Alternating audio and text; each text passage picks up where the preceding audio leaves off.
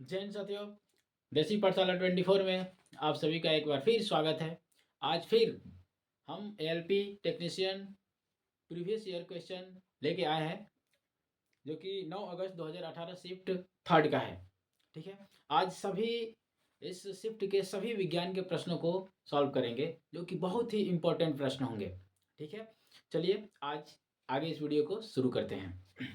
आज के सेशन का पहला प्रश्न है, सार्वभौमिक गुरुत्वाकर्षण नियतांक जी के मूल्य की खोज किसके द्वारा की गई? कह रहा है सार्वभौमिक गुरुत्वाकर्षण नियतांक, ग्रेविटेशनल जो कांस्टेंट होता है, यूनिवर्सल ग्रेविटेशनल कांस्टेंट होता है कैपिटल जी। कह रहा है कि इसके मूल्य की खोज किसके द्वारा की गई? इसके मूल्य की खोज कौन किया है? चलिए देखिए, पहला ऑप्शन है Henry Cavendish, Antoine L Lavoisier, Newton and Dalton. देखिए, आइए समझते हैं। पहले इस जी के बारे में समझते हैं, ये होता क्या है। ठीक है, चलिए जी को समझने के लिए सबसे पहले हम समझेंगे ग्रेविटेशनल फोर्स को। किसको समझेंगे? जिसके मान लीजिए कि अलग अलग हो या सेम ऑब्जेक्ट हो, कोई भी हो, जैसे इसका मास m1 है और इसका मास m2 है। इनके बीच की डिस्टेंस कितनी है? r में है। कितनी है? r मीटर है। ये m1 kg है, ये m2 kg है। तो इनके बीच में एक बल लगेगा, एक फोर्स अप्लाइड होगा। उस फोर्स को क्या कहा जाता है? ग्रेविटेशनल फोर्स कहते हैं। समझिए, ये होता है ग्रेविटेशनल फोर्स। जो जो सार्वत्रिक गुरुत्वाकर्षण नियम जो होता है, वो क्या होता है? जो कहता है कि जो ये इन दोनों के बीच जो बल लगता है, इनके जो द्रव्यमान के, इनके द्रव्यमानों के गुणनफल के क्या होता है? समानुपाती होता है। तथा इनके बीच की दूरी, इनके बीच की दूरी के वर्ग के व्युत्क्रमानुपाती होता है। ये इक्वेशन नंबर 1 और इक्वेशन नंबर 2, मतलब ये पहला नियम है और ये दूसरा नियम है। दोनों नियम में देखते हैं कि बल क्या है? एक ही है। तो F समानुपाती हो जाता है m1 into m2 divided by R square. जब ये समानुपाती का चिन्ह हटाते हैं तो एक आ जाता है कांस्टेंट आ जाता है। उसी को वह कांस्टेंट होता है capital G, m1 into m2 divided by R square. ये हमारा क्या होता है? जी होता है। इस जो ये बल लगता है, ये कौन सा बल है? ग्रेविटेशनल फोर्स, मतलब गुरुत्वाकर्षण बल है। इस बल का मात्रक जो होता है क्या होता है? न्यूटन होता है। बल कोई हो, बल का मात्रक क्या होता है? न्यूटन। बात यह है कि अब कैपिटल जी का मात्रक क्या होता है, ये सवाल पूछा जाता है। कैपिटल जी को यहाँ समझते हैं। यहाँ जी, यहाँ क्या क्या कर देंगे? यहाँ पर एक मान के इधर तो गुणा कर देंगे। इसमें गुणा करेंगे तो एफ इंटू क्या हो जाएगा? F into R square. और ये जी इधर बच गया, इसकी ये नीचे आ जाएगा, डिवाइडेड बाई क्या आ जाएगा? नीचे m1 into m2 divided by ये इक्वल टू जी आ गया। अब जी की हम यूनिट निकाल देंगे। क्या निकाल देंगे? जी की यूनिट, जी की यूनिट निकाल देंगे। क्या हो जाएगा? बल, बल है, बल का मात्रक क्या होता है? न्यूटन होता है। दूरी है, दूरी का मात्रक क्या होता है? एसआई मात्रक मीटर है, तो मीटर है तो मीटर स्क्वायर हो गया। और बटे में क्या है? Kilogram into kilogram, kilogram into kilogram. इसका मतलब क्या हुआ? जो कैपिटल जी है, इसका मात्रक हो गया न्यूटन मीटर स्क्वायर पर केजी स्क्वायर। ये इस फॉर्मेट में भी हो सकता है, newton metre square into KG. जब ये नीचे जाएगा तो जब ये नीचे जाएगा तो क्या हो जाएगा? -2। ये है हमारा जी का मात्रक। इसका मतलब न्यूटन मीटर स्क्वायर पर केजी स्क्वायर। अब जी की वैल्यू क्या होती है? जो कैपिटल जी होती है, इसकी वैल्यू होती है 6.67 इंटू 10⁻11 न्यूटन मीटर स्क्वायर पर केजी स्क्वायर। ये जी की वैल्यू होती है। अब बताएं कि इस जी का जो की वैल्यू है इतनी होती है। ठीक है, प्रश्न क्या कह रहा है कि जी का जो मूल्य है, उसकी खोज किसके द्वारा की गई है? ऑप्शन पढ़ते हैं, हेनरी कैवेंडिश। पहला ही ऑप्शन हमारा मिल गया, हेनरी कैवेंडिश। तो ये जी की जो वैल्यू बताई गई थी वो किसके द्वारा बताई गई थी? Henry Cavendish. Option number A क्या होगा हमारा? Option number A is right answer. बात करते हैं आगे। और जो 3 ऑप्शन है, इसमें दूसरा ऑप्शन है लेवोजियर। लेवोजियर को बोला जाता है फादर ऑफ मॉडर्न केमिस्ट्री। क्या बोलते हैं? फादर ऑफ मॉडर्न केमिस्ट्री, आधुनिक रसायन विज्ञान के जन्मदाता। और ये न्यूटन, न्यूटन क्या है? ये बल बल के बताए थे। और क्या है? डाल्टन, डाल्टन किस क्या बताया था? डाल्टन ने बताया था परमाणु सिद्धांत बताया था। तो बताए थे परमाणु सिद्धांत। ठीक है, उम्मीद करते हैं ये प्रश्न आपके लिए हेल्पफुल होगा। और आपसे परीक्षा में सवाल क्या क्या पूछने की संभावना होती है देखिए। पहले तो जी की वैल्यू पूछ देगा, जी की एसआई यूनिट पूछ देगा, और क्या पूछ देगा और ये जी का, हाँ जी क्या होता है ये पूछ सकता है। ठीक है, ये कभी चेंज नहीं होता है, ये कांस्टेंट है, क्या है, कांस्टेंट है, ये कांस्टेंट है, तो ये कभी चेंज नहीं होता, हमेशा इसकी वैल्यू इतनी ही रहती है। ठीक है, चलिए अब ये संपूर्ण जानकारी हुई जी के बारे में। अब हम बढ़ते हैं अगले प्रश्न की तरफ। अब हम आज का दूसरा प्रश्न, गुरुत्वाकर्षण बल क्या होता है। किसी दो पिंडों के बीच लगने वाले बल को कौन सा बल कहते हैं, गुरुत्वाकर्षण बल कहते हैं। में से कौन सा एक अम्ल का गुण नहीं है, कौन सा गुण जो है ये इसमें से अम्ल का एक गुण नहीं, एसिड का, एसिड की प्रॉपर्टी जिसमें से कौन नहीं है। आइए समझते हैं एसिड की प्रॉपर्टीज क्या होती है। पहला ऑप्शन है कि अम्ल स्वाद में खट्टा होता है, अम्ल क्या होता है, स्वाद में खट्टा होता है। एसिड के बारे में बता रहा है, एसिड, एसिड क्या होता है, ये स्वाद की बात कर रहा है, स्वाद में क्या होता है, खट्टा होता है। ये बिल्कुल सही बात है। आप कुछ भी खा रहे हैं और अगर उसमें आपको खट्टेपन का महसूस हो रहा है तो समझ लीजिए कि उसमें एसिड है। जैसे आप खाते हैं टमाटर खाते हैं, टमाटर खट्टा होता है, इसमें कौन कौन सा एसिड होता है, ऑक्जेलिक एसिड होता है। विनेगर हो गया, विनेगर में कौन सा, एसिटिक एसिड होता है। ठीक है, और टार्ट्रिक एसिड होता है, मैलिक एसिड होता है, साइट्रिक एसिड होता है। ये सारे खट्टे फल में पाए, साइट्रिक एसिड का होता है नींबू में, नींबू या नारंगी में, ठीक है, इनमें पाए जाते हैं। तो खट्टी चीजें खाते हैं उसमें क्या होता है, एसिड होता है।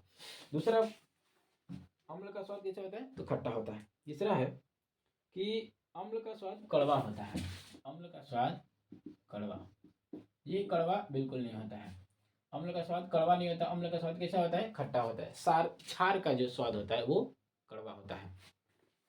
तीसरा ऑप्शन है अम्ल क्षार के साथ मिलकर लवण बनाता है। देखिए कह रहा है कि कोई एसिड है वो बेस के साथ रिएक्शन करता है तो क्या बनाता है, साल्ट प्लस वाटर। मतलब कोई अम्ल है वो किसी क्षार के साथ अभिक्रिया करके क्या बनाती है, लवण और जल बनाती है। देखिए ये कह रहा है कि क्या बनाता है, ये साल्ट बनाता है, लवण बनाता है, जो बात बिल्कुल लिखा है सही है। ठीक है, इसी अभिक्रिया को बोला जाता है उदासीनीकरण अभिक्रिया। क्या बोलते हैं, उदासीनीकरण, उदासीनीकरण अभिक्रिया।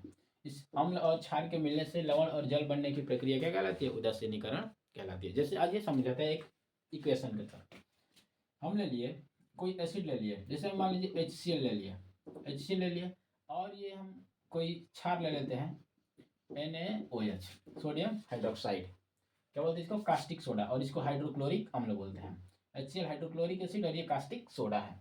कास्टिक सोडा जब ये रिएक्शन कराएंगे तो क्या हो जाएगा, देखिए ये पॉजिटिव होता है, ये निगेटिव, ये पॉजिटिव और ये निगेटिव, ये इसके साथ इसका जो ये क्या है, सोडियम क्या है, इसके साथ रिएक्शन कर लेगा। तो इसका मतलब क्या बनाएगा, NaCl प्लस, बच के गया हाइड्रोजन बचा, इधर हाइड्रोजन बचा है, दो हाइड्रोजन बच गया है, H2। ऑक्सीजन की मात्रा कितनी बची है, O बची है, H2O। देखिए ये साल्ट है, ये क्या है, ये साल्ट है, और ये क्या है हमारा, वाटर है, क्या है, वाटर है। इसी प्रक्रिया क्या बोला जाता है, न्यूट्रलाइजेशन बोला जाता है, अंग्रेजी में क्या बोलते हैं, न्यूट्रलाइजेशन।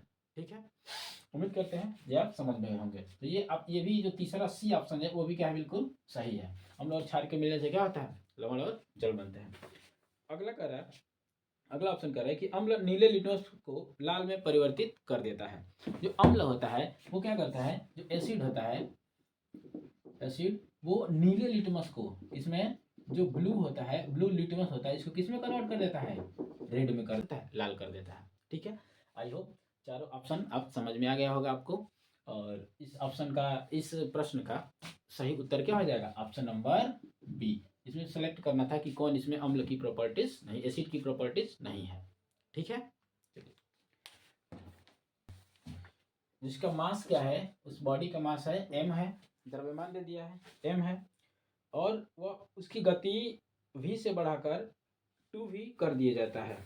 देखिए इसकी जो गति है कितनी है, v है, v से बढ़ाकर कितना कर दिया गया, 2v कर दिया गया। आपको पता है गतिज ऊर्जा क्या होता है, गतिज ऊर्जा होता है हाफ mv स्क्वायर, होता है ना। तो जब ये v था द्रव्यमान, तो इसका m है, इसका भी द्रव्यमान m है, लेकिन इसकी वेलोसिटी क्या कर दी गई, 2v कर दी गई। तो ये v था तो इसका ये था काइनेटिक एनर्जी। जब 2v हो जाएगा तो इसकी जगह पे क्या रख देंगे हम, 2v रख देंगे। क्या रख देंगे, 2v। तो e के हो जाएगा, गतिज ऊर्जा जो हो जाएगी हमारी कितनी हो जाएगी, हाफ, द्रव्यमान सेम है, और 2v²। 2v का क्या कर देंगे हम, स्क्वायर कर देंगे। ठीक है, अब समझिए, इसको सॉल्व कर लेते हैं। 1/2 m स्क्वायर करेंगे कितना हो जाएगा, 4v² हो जाएगा। अब समझिए, 4 को इधर बाहर लाइए, कितना हो जाएगा, हाफ mv²। ठीक है, mv² की जगह पे क्या रख देंगे हम, e के, मतलब काइनेटिक एनर्जी। तो क्या हो जाएगा, 4e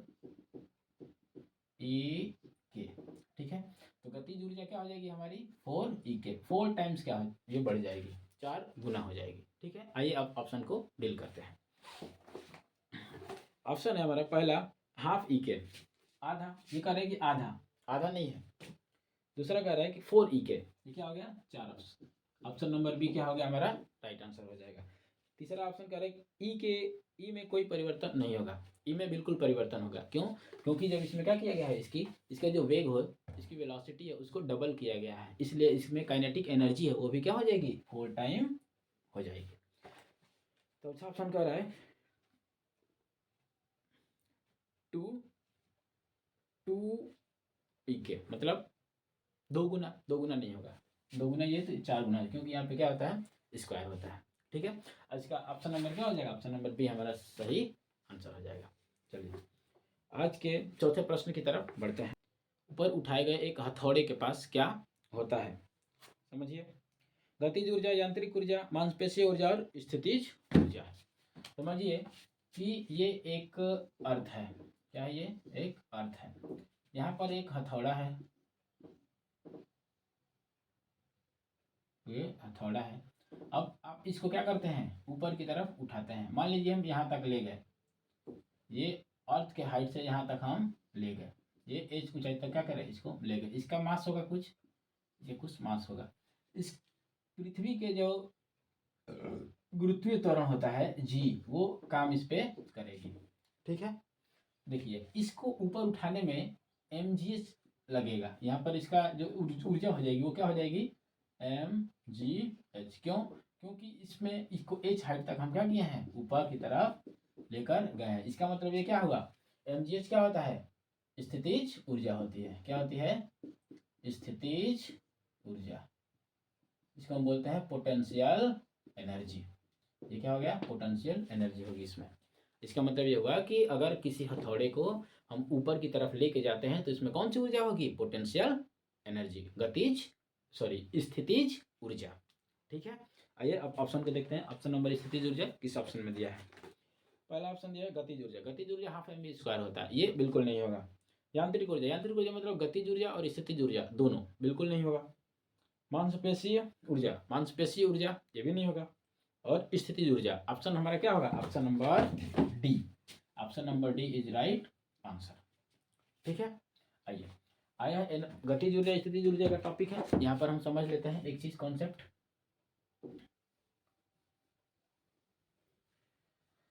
अगर किसी ऑब्जेक्ट को यहाँ से h हाइट तक, यहाँ से किसी ऑब्जेक्ट को, अर्थ से किसी ऑब्जेक्ट को h हाइट तक लेकर जाते हैं, तो इस पॉइंट पे जो mgh होगा, मतलब mgh क्या, पोटेंशियल एनर्जी।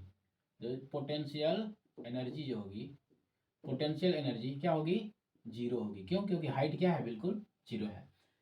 लेकिन इसमें जो काइनेटिक एनर्जी होगी, काइनेटिक एनर्जी जो हाफ mv² होगी, यहाँ पर क्या होगी, मैक्सिमम होगी। क्या होगी, मैक्सिमम होगी। क्यों, क्योंकि इस अर्थ के सरफेस से हम क्या करेंगे, किसी ऑब्जेक्ट को ऊपर की तरफ फेंकेंगे, तो इसकी वेलोसिटी मैक्सिमम होगी, तो ये काइनेटिक एनर्जी क्या होगी, हमारी मैक्सिमम होगी। ठीक है, अब देखिए इस पॉइंट पर आए, तो इस पॉइंट पर mgh क्या हो जाएगा, mgh और हाफ mv², मतलब पोटेंशियल एनर्जी और काइनेटिक एनर्जी। इस पॉइंट पे काइनेटिक एनर्जी क्या होगी, 0 होगी। क्यों, क्योंकि इसकी वेलोसिटी मैक्सिमम हाइट पर क्या हो जाएगी, इसकी वेलोसिटी क्या हो जाएगी, 0 हो जाएगी। लेकिन इसकी हाइट क्या है, मैक्सिमम है, इसलिए ये क्या होगा, मैक्सिमम होगा। ठीक है, उम्मीद करते हैं ये टॉपिक समझ में आया होगा। ये सवाल पूछा जाता है, किसी वस्तु को h ऊंचाई तक फेंका गया तो बताइए उस स्थिति में उसकी गतिज ऊर्जा क्या होगी। तो गतिज ऊर्जा क्या हो जाती है, काइनेटिक एनर्जी क्या हो जाती है उसकी, शून्य हो जाती है। क्यों, क्योंकि उस हाइट तक, मैक्सिमम हाइट तक तभी जाएगा जब, मैक्सिमम हाइट उसका वही होगा जब जहाँ पर वहाँ उसका जो फाइनल वेलोसिटी है वो क्या होगा, शून्य होगा। ठीक है, चलिए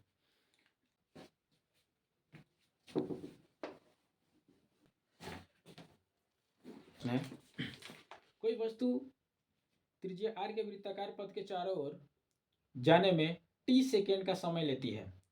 वेग v निम्न में से किसके द्वारा दिया जाता है। देखिए कोई वस्तु है,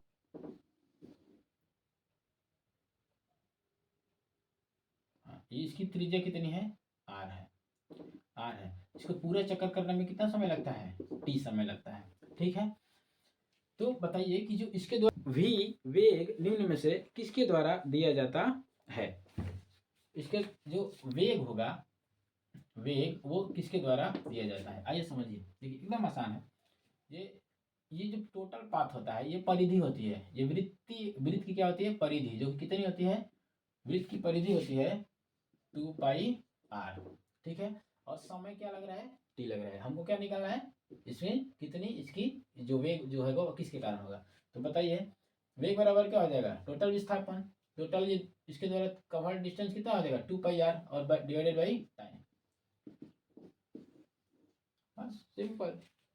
ऑप्शन नंबर देख लीजिए, ऑप्शन नंबर कौन सा है इसमें, पहला ऑप्शन नंबर है v equal to T by 2πr, बिल्कुल गलत, उल्टा दे दिया है। सेकेंड ऑप्शन है v equal to 2πr by T, second option क्या हो गया हमारा, राइट आंसर हो गया। थर्ड ऑप्शन है 2π² बाई टी, ये भी गलत हो गया। फोर्थ ऑप्शन है v equal to πr by 2, ये भी गलत हो गया। ऑप्शन नंबर हमारा कौन सा सही हो गया। ठीक है, आइए एक इस पे एक सवाल समझते हैं। मान लीजिए कि इसकी रेडियस कितनी है, 7 मीटर है। ठीक है, सवाल बहुत फेमस है। सवाल पूछा जाता है कि एक वृत्तीय कक्षा में कोई जो पिंड है 4 चक्कर लगाता है, कितने चक्कर लगाता है, 4 चक्कर लगाता है। तो इसके द्वारा तय की गई कुल दूरी तथा कुल विस्थापन बताइए। टोटल डिस्टेंस और टोटल डिस्प्लेसमेंट क्या होगा इसका, समझिए। 4 चक्कर मार रहा है, कितना चक्कर, 4 राउंड मार रहा है, ये कितना 4 राउंड लगा रहा है। तो टोटल डिस्टेंस कितना हो जाएगा, तो उसकी डिस्टेंस जो हो जाएगी, डिस्टेंस हो जाएगी, एक राउंड मारेगा तो कितना 2πr, 4 राउंड मारेगा तो कितना हो जाएगा 4, मल्टीप्लाई कर दिए, सिंपल। 2 पाई की वैल्यू कितनी होती है, 22/7 इंटू कितना 7, 7 से 7 कट गया, कितना 8, 8 दूनी के 16, 8 दूनी के 16 और 1 17, 176 मीटर। इसकी डिस्टेंस कितनी हो गई, टोटल 176। बात करें डिस्प्लेसमेंट की, तो इसकी जो डिस्प्लेसमेंट हो जाएगी, डिस्प्लेसमेंट कितनी हो जाएगी, डिस्प्लेसमेंट हो जाएगी 0। क्योंकि देखिए डिस्प्लेसमेंट होता है जो आखिरी में कहा है और शुरू में कहा है, शॉर्टेस्ट रूट होता है। क्या होता है, शॉर्टेस्ट रूट, सबसे छोटा रास्ता, मतलब उसकी अंतिम स्थिति और उसकी प्रारंभिक स्थिति होता है, उनके बीच का अंतर होता है, वो क्या है हमारा 0। आया यहीं पे आया, आया यहीं पे आया, आया यहीं पे आया, इसका मतलब डिस्प्लेसमेंट क्या हो जाएगा 0। उसी तरह एक सवाल है, मान लीजिए कि h हाइट से, इस ग्राउंड से h हाइट तक क्या है, कोई ऑब्जेक्ट ऊपर की तरफ फेंका गया है, h मीटर की हाइट तक कोई ऑब्जेक्ट ऊपर की तरफ फेंका गया। तो बताइए ऊपर से नीचे आने में उसकी दूरी और विस्थापन क्या होगा। यहाँ से ऊपर जाएगा तो दूरी क्या हो जाएगी, इसकी दूरी h मीटर गया है और h मीटर आया है, कितना 2h हो जाएगा। ठीक है, अब विस्थापन क्या, तो विस्थापन यहाँ पर भी 0 था, पहले भी 0 है और आखिरी में भी 0 है, दोनों क्या है 0 है। विस्थापन हमारा क्या हो जाएगा, इसका 0 हो जाएगा। ठीक है, ये इसे फेमस सवाल है विस्थापन से रिलेटेड। विस्थापन क्या है, एक सदिश राशि होती है। विस्थापन क्या होती है, डिस्प्लेसमेंट क्या होता है, एक वेक्टर क्वांटिटी होती है। क्या होती है, वेक्टर क्वांटिटी, मतलब सदिश राशि होती है। ठीक है, दूरी क्या होती है, अदिश होती है। समझिए, आशा करते हैं कि ये प्रश्न भी आप अच्छे से समझ गए होंगे। आइए आज बढ़ते हैं अगले प्रश्न की तरफ। आज का 6वां प्रश्न है, दांतों में सड़न शुरू हो जाती है जब मुंह का पीएच से कम हो जाता है। दांतों में सड़न शुरू हो जाती है जब मुंह का पीएच कितना है। देखिए, जब दांत जिसको कहते हैं क्या बोलते हैं, दंत क्षय, दंत क्षय। दांतों में सड़न होने लगता है अपने से, कब? जब उसका पीएच, जो आपका मुंह है उसका पीएच वैल्यू कितनी हो जाएगी, 5.5 से क्या होने लगेगी, कम होने लगेगी। तो क्या होगा, आपका दांत सड़ने लगेगा। ऑटोमेटिक ही क्या होगा, इसमें सड़ने लगेगा। ठीक है, इसको याद रखिए, ये याद करने वाला टॉपिक है। ऐसा भी सवाल पूछा गया है, डायरेक्ट मार्क। पीएच क्या होता है, पीएच का पूरा नाम क्या होता है, पोटेंज, पोटेंज ऑफ हाइड्रोजन, पोटेंज ऑफ हाइड्रोजन। इसको कौन दिया था, सोरेनसन ने दिया था। कौन, सोरेनसन। पीएच स्केल की खोज कौन की थी, सोरेनसन ने किया था। ठीक है, याद रखिएगा, ये सवाल अक्सर पूछा जाता है। आइए बढ़ते हैं हम आज के अगले प्रश्न की तरफ। इसका ऑप्शन नंबर कौन सा हो जाएगा, ऑप्शन नंबर बी। इस प्रश्न का ऑप्शन नंबर क्या हो जाएगा, बी सही होगा। चलिए अगला प्रश्न है, मानव नरों में मूत्र और वीर्य के प्रवाह के लिए एक ही मार्ग है जिसे कहते हैं डिंब वाहिनी, मूत्र वाहिनी, मूत्र मार्ग और शुक्र वाहिका। ये समझते हैं डिंब वाहिनी, डिंब वाहिनी, डिंब वाहिनी। डिंब वाहिनी क्या होता है, इसको बोलते हैं ओविडक्ट बोलते हैं। क्या बोलते हैं, ओविडक्ट। इसको अंड वाहिनी भी कहते हैं। डिंब को क्या बोला जाता है, अंड वाहिनी भी कहते हैं। क्या बोलते हैं, अंड वाहिनी। ठीक है, अंड वाहिनी बोलते हैं। ये मादा पार्ट होता है, ये क्या होता है, मादा भाग होता है। तो ये पहला ऑप्शन कट गया। दूसरा ऑप्शन है मूत्रवाहिनी, जिससे क्या होता है, यूरिन जो होता है, यूरिन वो बाहर निकलता है। ठीक है, यूरिन उसमें प्रवाहित होता है मूत्रवाहिनी में। अगला है मूत्र मार्ग है और शुक्रवाहिका है। मूत्र मार्ग, मूत्र मार्ग ये क्या होता है, यही है जिसमें से मूत्र और वीर्य दोनों, यानी स्पर्म एंड यूरिन दोनों ही क्या होता है, बाहर निकलता है। ऑप्शन नंबर हमारा कौन सा सही हो जाएगा, option number C. Option number C is right answer. आइए समझते हैं अगला क्या है, ये शुक्र वाहिका है। क्या है, शुक्र वाहिका, शुक्र वाहिका। इसको, ये शुक्राणु नलिक है। क्या शुक्र वाहिका में क्या आते हैं, शुक्राणु आते हैं। शुक्राणु मतलब स्पर्म आते हैं, होता है स्पर्म, शुक्राणु आते हैं। ठीक है, उम्मीद करते हैं ये चारों ऑप्शन आप समझ गए होंगे। आइए बढ़ते हैं हम आज के अगले प्रश्न की तरफ। एक प्रतिरोध में विद्युत धारा I प्रवाहित होती है। एक रेजिस्टेंस है,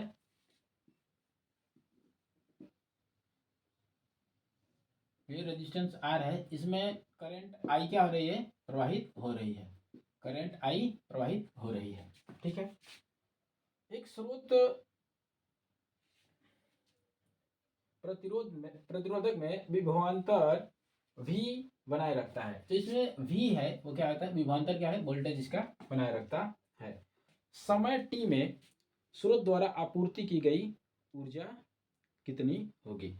t समय में, समय t में इसके द्वारा, स्रोत द्वारा प्रवाहित की गई कितनी ऊर्जा होगी, क्या बताना है, ऊर्जा बताना है। ऊर्जा कितनी होगी, आपको पता है विभवांतर होता है, वो क्या होता है, W/Q होता है। क्या होता है, W/Q। और आपको ये भी पता है कि Q इक्वल टू क्या होता है, I इंटू टी होता है। Q इक्वल टू क्या होता है, I इंटू टी। यहाँ से कार्य निकाल लेंगे, कार्य W बराबर क्या हो जाएगा, W बराबर V इंटू क्यू हो जाएगा ना। अब देखिए, Q की जगह पे क्या रख देंगे, IT। क्या हो जाएगा, तो Q की जगह पे IT रख देंगे तो क्या हो जाएगा, V into I into T. ये हमारा ऊर्जा क्या हो जाएगा, VIT हो जाएगा। कौन सा ऊर्जा होगा, तो हीट एनर्जी होगी। कौन सी होगी, VIT।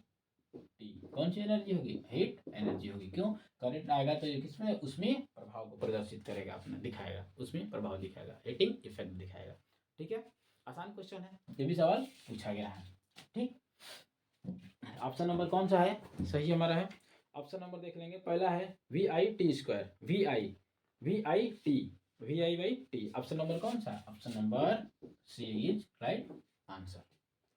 ठीक है, चलिए आज का 9वां प्रश्न है, जब एक वस्तु P और F के बीच रखा जाता है, एक वस्तु को P और F के बीच रखा जाता है, तब एक अवतल दर्पण द्वारा बनाई गई छवि की स्थिति का पता लगाइए। देखिए P और F के बीच रखा जाता है, कौन सा दर्पण है? अवतल दर्पण। अवतल दर्पण मतलब कॉनकेव मिरर। ये बना दिए हम आपको कॉनकेव मिरर। कौन सा है? Concave mirror. मिरर मतलब अवतल दर्पण। अवतल दर्पण। देखिए आइए इसकी स्थिति को समझते हैं। जो मिरर होता है, इसका जो मिडिल पॉइंट होता है, इसको क्या बोला जाता है? पोल बोला जाता है। क्या बोलते हैं? पोल। जो ये मिरर होता है, ये क्या होता है? एक स्फेयर होता है, ठीक ना। जो इसकी जो रेडियस होती है वो क्या होती है? सेंटर होती है। इसका जो मध्य बिंदु क्या होता है? केंद्र होता है। और केंद्र और ध्रुव से जाने वाली रेखा क्या कहलाती है?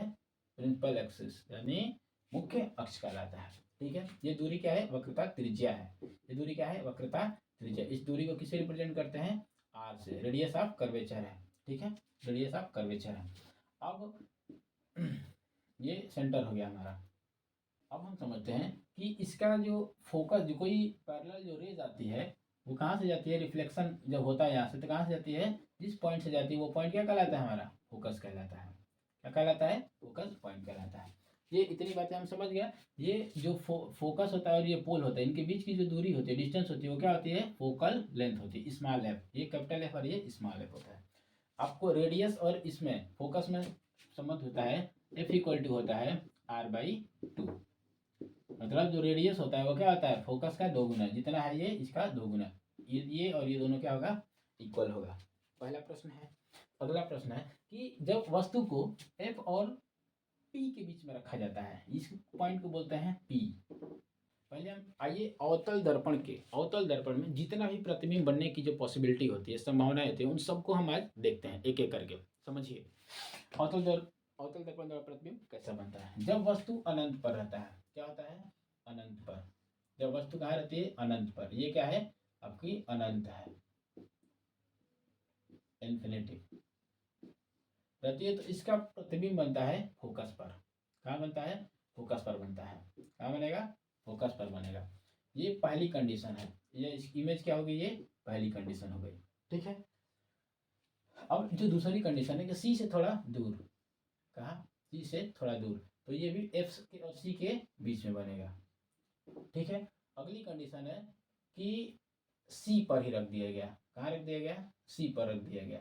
सी पर। दूसरी कंडीशन है, ये दूसरी कंडीशन। सी पर रख देंगे, तीसरी कंडीशन हो जाएगी सी पर ही बनेगा। जितना बड़ा ये रहेगा उतना ही बड़ा उल्टा ये भी बनेगा। ये तीसरी कंडीशन है। चौथी कंडीशन है कि इस पॉइंट पर रख दें, इस पॉइंट पर, तो ये भी प्रतिबिंब कहाँ खिसक जाएगा? ये इधर से दूर खिसक जाएगा, इस पॉइंट पर खिसक जाएगा। ये पॉइंट क्या हो गया? 4। अगर पांचवा कंडीशन है कि इस ऑब्जेक्ट को कहाँ रख दिया गया? फोकस पर रख दिया गया, तो ये भी कहाँ बन जाएगा? आपका अनंत पर बन जाएगा। कहाँ बन जाएगा? अनंत पर बन जाएगा। ठीक है, 1 2 1 2 3 4 5। अब छठवीं कंडीशन है कि जब वस्तु को F और P के बीच में रखा जाता है। कहाँ रखा जाता है? F और P के बीच में रखा जाता है। छठवीं है, तीसरी है और ये चौथी, पांचवी और ये छठवीं कंडीशन है। ठीक है, ये है हमारी पांचवी कंडीशन। छठवीं कंडीशन है जब यहाँ पर F और P के बीच में रखते हैं तो इसका प्रतिबिंब कहाँ बनता है? इस दर्पण के पीछे बनता है और बहुत ही बड़ा बनता है। कैसा बनता है? बहुत ही बड़ा। ठीक है, तो हमारा केस क्या है? फोकस और ध्रुव के बीच में रखेंगे तो इसका प्रतिबिंब कहाँ बनेगा? तो दर्पण के पीछे बनेगा। आइए इस प्रतिबिंब की प्रकृति के बारे में समझते हैं, इसके नेचर के बारे में समझते हैं, कैसा बनेगा। साइज समझ गए कैसा बनेगा? अनंत पर रहेगा तो क्या? बिंदु के आकार का। कैसा? बिंदु के आकार का। तो बताइए बिंदु उल्टा सीधा होता है? उल्टा सीधा का कोई मतलब है? नहीं है। उल्टा या सीधा का इसमें कोई अर्थ नहीं है। फिर भी अगर उल्टा और सीधा में से किसी एक को सेलेक्ट करना होगा तो हम क्या सेलेक्ट करेंगे? इसमें उल्टा सेलेक्ट करेंगे। क्या सेलेक्ट करेंगे? उल्टा सेलेक्ट कर देंगे। और यह प्रतिबिंब कैसा होता है? वास्तविक होता है। जो भी दर्पण के इधर इस साइड में बनता है वो प्रतिबिंब कैसे होते हैं? वास्तविक होते हैं। कैसे होते हैं? वास्तविक, मतलब रियल इमेज होता है। ठीक है, इधर वाला बनेगा तो आभासी होगा। ये क्या होता है? आभासी होता है। दर्पण के पीछे बना प्रतिबिंब क्या होता है? आभासी होता है। ठीक है, ये समझिए। देखिए, अनंत पर रहेगा तो बिंदु के आकार का बनेगा, उल्टा बनेगा और वास्तविक बनेगा। सी से दूर या अनंत और सी सेंटर के बीच में रहेगा तो प्रतिबिंब कहाँ बनेगा? सेंटर और फोकस के बीच में बनेगा। ये कैसा बनेगा? छोटा बनेगा और उल्टा बनेगा, छोटा बनेगा, उल्टा बनेगा और कैसा बनेगा? वास्तविक बनेगा। अब बात आई सेंटर पर। सेंटर पर रखेंगे तो इसका प्रतिबिंब कहाँ बनेगा? सेंटर पर ही बनेगा। कैसा बनेगा? बिल्कुल बराबर बनेगा, वस्तु के बराबर बनेगा। कहाँ बनेगा? सेंटर पर। और कैसे बनेगा? उल्टा बनेगा, बराबर उल्टा बनेगा और वास्तविक बनेगा। अब आ गई सेंटर और फोकस के बीच में रख देंगे तो कहाँ प्रतिबिंब बनेगा इसका? सेंटर और फोकस के बीच में रखेंगे तो इसका प्रतिबिंब कहाँ बनेगा? सेंटर से दूर। कैसा बनेगा? बड़ा बनेगा। वास्तविक तो रहेगा ही रहेगा और उल्टा रहेगा ही रहेगा। अब बात आई पांचवी कंडीशन, जब फोकस पे रख देंगे तो इसका प्रतिबिंब कहाँ बनेगा? बिल्कुल अनंत पर बनेगा, बहुत बड़ा बनेगा। बनेगा तो उल्टा ही बनेगा। ठीक है, इतनी बातें समझ में आ गई। अब हम इसका मतलब इधर वाली क्या होगी? सारे आभासी वास्तविक प्रतिबिंब बनेंगे लेकिन उल्टा बनेगी। अब बाई दर्पण के पीछे, दर्पण के पीछे जो प्रतिबिंब बनता है, बिल्कुल देख लीजिए, जैसे ऑब्जेक्ट है, इसी ऑब्जेक्ट का क्या बन गया? बड़ा सा प्रतिबिंब बन गया। तो कैसा बनेगा? ये बड़ा बनेगा और सीधा बनेगा। कैसा बनेगा? सीधा बनेगा और आभासी बनेगा। कहाँ बनेगा? दर्पण के पीछे। ठीक है, उम्मीद करते हैं कि इस अवतल दर्पण द्वारा, कॉन्केव मिरर द्वारा प्रतिबिंब बनने की जो स्थिति है आपको समझ में आ गई होगी। अगर नहीं समझ में आई, एक बार फिर से देखिए, 100% समझ में आ जाएगी। ठीक है, ऑप्शन नंबर सिलेक्ट कर लीजिए। ऑप्शन नंबर क्या हो जाएगी सर? कौन सा हो जाएगा? ऑप्शन नंबर पहला ऑप्शन ए, अनंत पर सी, एफ और सी के बीच, दर्पण के पीछे, सी के बाद। बिल्कुल नहीं, दर्पण के पीछे। Option number C, option number C is right answer. ठीक है, आज का 10वां प्रश्न है, एल्कोहल का क्वथनांक 78 डिग्री सेल्सियस है, केल्विन पैमाने पर इसका तापमान कितना होगा? एल्कोहल है, एल्कोहल, एल्कोहल का जो तापमान है, टेम्परेचर, वो कितना है? 78 डिग्री सी है। इसका मान बताना है केल्विन में, कितना केल्विन होगा। आइए समझिए, फॉर्मूला बताते हैं। एक फार्मूला याद रखिए, C/5 F minus 32/9 equal to K minus 273 divided by 5। Formula याद रखिए। ये तीन, Celsius, Fahrenheit and Kelvin. Celsius, Fahrenheit और केल्विन है। ठीक है, देखिए, C और F में नहीं बताना, हमको C और केल्विन बताना है। सेल्सियस से किस में जाना है? केल्विन। एकदम आसान तरीका, देखिए कैसे। C से F में जाना है, कैसे जाना है समझ लीजिए पहले। C/5 K minus 273 divided by 5, 5 disconnect हो गया। K की वैल्यू निकालनी है, ये पक्षांतर करेंगे, कैसा रह जाएगा? C plus 273 divided by equal to K। अर्थात C दे के अगर K पूछेगा तो 273 में क्या कर देंगे? C को ऐड कर देंगे। याद करने का तरीका, C से किस में जाना है? K। C आता है, रीजनिंग पढ़ते होंगे आप, C आता है कितने नंबर पे? 3 नंबर पे, ABC। और ये आता है 11 नंबर पे। 3 से 11 जाने में कितना जोड़ना पड़ेगा हमको? 8 जोड़ना पड़ेगा, यानी ऐड करना पड़ेगा, कुछ ना कुछ ऐड करना पड़ेगा। उसी प्रकार से जो 78 डिग्री सी है ना, सेंटीग्रेड डिग्री सी है, उसको केल्विन में बताने के लिए किस में हमको ऐड करना पड़ेगा? 273 में। 273 में क्या कर दीजिए? ऐड कर दीजिए। कितना आ जाएगा? 11 और 14 15 और ये 2 और 1 3, 351 केल्विन। बिल्कुल आसान तरीका है कि नहीं है? सेल्सियस से केल्विन में जाने के लिए क्या करना है? हमको जोड़ना है। उस अपोजिट घटाने वाला काम, अगर के दे के सी पूछ देगा तो क्या करेंगे? के दे देगा, क्या करेंगे? इस के में से क्या करेंगे? 273 घटा देंगे। जैसे समझिए कि जैसे के की वैल्यू दे दिया है, तो सी की वैल्यू यहाँ से क्या हो जाएगी? के माइनस 273, यही है। कहाँ गया? के माइनस 273, जितना दिया रहेगा उस केल्विन में से क्या करेंगे? 273 घटा देंगे, ये आ जाएगा। ठीक है, चलिए, ये उम्मीद करते हैं कि आप समझ गए। अगर बात आई फ़ारेनहाइट की, फ़ारेनहाइट क्या होता है? ये वाला relation, C/5 F minus 32 divided by 9, ये वाला रिलेशन हम क्या करेंगे? इसमें C की वैल्यू पुट करेंगे, F की वैल्यू फाइंड कर लेंगे। एक सवाल है कि उस तापमान को बताइए जिसमें सेल्सियस और फ़ारेनहाइट दोनों क्या होते हैं? बराबर होते हैं। सेल्सियस फ़ारेनहाइट दोनों क्या होंगे? बराबर। सपोज करिए, देखो कैसे सॉल्व करेंगे।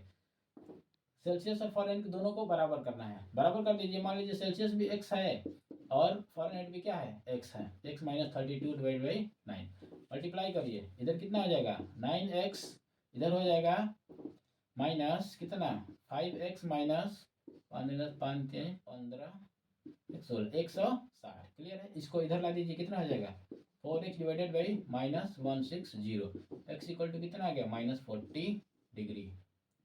अगर इसमें आप सेल्सियस या केल्विन सेल्सियस या डिग्री फॉरेनहाइट लगाते हैं तो ये क्या होगा, गलत होगा। आपको बस आंसर में क्या देना है 40 डिग्री। वैसा 40 डिग्री जो टेम्परेचर -40 डिग्री जो टेम्परेचर है वो सेल्सियस पर भी और फॉरेनहाइट पर भी क्या होगा, दोनों इक्वल होगा। ठीक है, उम्मीद करते हैं कि ये आप पॉइंट समझ गए होंगे, तापमान जो परिवर्तन है इसको समझ गए होंगे। इसके सिवा एक और भी मात्रक होते हैं, सेल्सियस, फॉरेनहाइट, केल्विन, और इसके सिवा एक और होता है र्यूमर होता है, और र्यूमर के बाद एक रैंकिन होता है। ठीक है, चलिए आज का 11वां प्रश्न है, यदि कंडक्टर का प्रतिरोध दोगुना हो जाता है तो विद्युत धारा आधी हो जाती है, यह किस कारण होता है। संबंध बताना है, कंडक्टर का प्रतिरोध क्या करना है, दोगुना, R से क्या कर देना है 2R, तो जो धारा होती है वो I से कितनी हो जाती है, I से कितनी हो जाती है, I/2 हो जाती है। ऐसा कैसे होता है ये बताना है आपको। देखिए पहला है रिलेशन बताना है, I equal to V minus R, I equal to V minus R. इसमें वोल्टेज हम इंक्लूड कर देंगे, सब ऑप्शन में वोल्टेज दिया है। इसका मतलब ये आपसे जानना चाहता है कि V I और R में कोई रिलेशन होता है। आप पढ़े होंगे ओम्स लॉ पढ़े थे, क्या है, जो वोल्टेज होता है, अगर कोई रेजिस्टेंस है, इसमें I एम्पियर की करंट क्या हो रही है, फ्लो हो रही है, तो क्या होता है जो वोल्टेज होता है वो इस करंट के क्या होता है, डायरेक्टली प्रोपोर्शनल होता है। ये क्या है, ओम्स लॉ है, ओम का नियम है। इसको जब इसमें कोई टेम्परेचर में इसके परिवर्तन ना करे तो। ठीक, आइए यहीं से निकलता है V समानुपाती I है ना, देखिए तो V समानुपाती का चिन्ह हटाएंगे तो ये क्या आ जाएगा, ये कांस्टेंट आ जाएगा, और ये क्या आ जाएगा, ये I हो जाएगा। ये जो हमारा R है वही क्या है, रेजिस्टेंस है। R क्या है, रेजिस्टेंस होता है। R क्या होता है, रेजिस्टेंस होता है, जिसे हम क्या बोलते हैं, प्रतिरोध कहते हैं। जिसे क्या बोलते हैं हम, प्रतिरोध। इसका मात्रक क्या होता है, ओम होता है। क्या होता है, ओम होता है। प्रतिरोध का मतलब क्या होता है, ओम। ठीक है, तो देखिए आप ऑप्शन देख लीजिए अपना आप। तो धारा क्या होती है, आधी हो जाती है। ये तो किस कारण होती है, इसमें धारा का मान निकालना है। यहाँ से I की वैल्यू निकाल लीजिए। I की वैल्यू क्या हो जाएगी, V/R। I की वैल्यू क्या हो जाएगी, I की वैल्यू I इक्वल टू क्या हो जाएगा, यहाँ से V/R, V/R। ठीक है, वोल्ट प्रति ओम, वोल्ट प्रति ओम क्या होती है, एम्पियर होती है। ध्यान रखिएगा, कभी ये भी ऑप्शन दे देता है। तो ऑप्शन नंबर हमारा कौन सा हो जाएगा, option number B. Option number B is right answer. ठीक है, ये हम थोड़ा जान लेते हैं रेजिस्टेंस के बारे में। ठीक, रेजिस्टेंस किन किन चीज़ों पर निर्भर करता है। जो हमारा रेजिस्टेंस होता है, अगर इस वायर की, जो वायर है, कोई वायर है, इसकी लंबाई हम बढ़ा दें। मान लीजिए ये क्या है, कोई एक वायर है, ये वायर है, ये इतना मोटा क्या है, वायर है। इसकी लंबाई को हम क्या कर दें, बढ़ा दें। इसकी लंबाई बढ़ा देंगे तो इसका रेजिस्टेंस क्या होता है, बढ़ जाएगा। जितना लंबाई बढ़ाएंगे उतना क्या हो जाएगा, रेजिस्टेंस बढ़ जाएगा। तो इसकी मोटाई देख रहे हैं, इसकी एरिया होगी, इसका एरिया होगा πr²। मोटाई है तो इसका एरिया क्या होगा, πr² होगा ना, πr²। ये जो इसकी जो मोटाई होती है उसके इनवर्सली प्रोपोर्शनल होता है। ठीक है, दोनों में एक रिलेशन आ जाता है, R/L/A। समानुपाती का चिन्ह हटाते हैं तो क्या आ जाता है, कांस्टेंट आ जाता है, रो इंटू L/A। जो रो है ये क्या है, ये भी कांस्टेंट है। क्या है, रो क्या होता है, कांस्टेंट होता है। रो क्या होता है, कांस्टेंट होता है, जिससे हम क्या कहते हैं, स्पेसिफिक रेजिस्टेंस बोलते हैं। इस रो विशिष्ट प्रतिरोध, विशिष्ट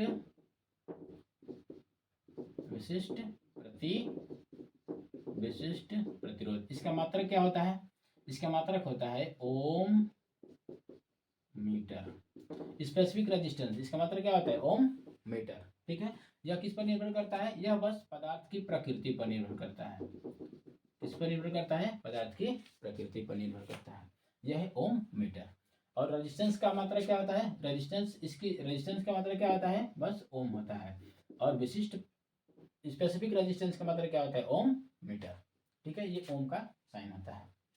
कौन बताया था इसको? ओम बताया था। ठीक है, उम्मीद करते हैं ये आप समझ गए होंगे।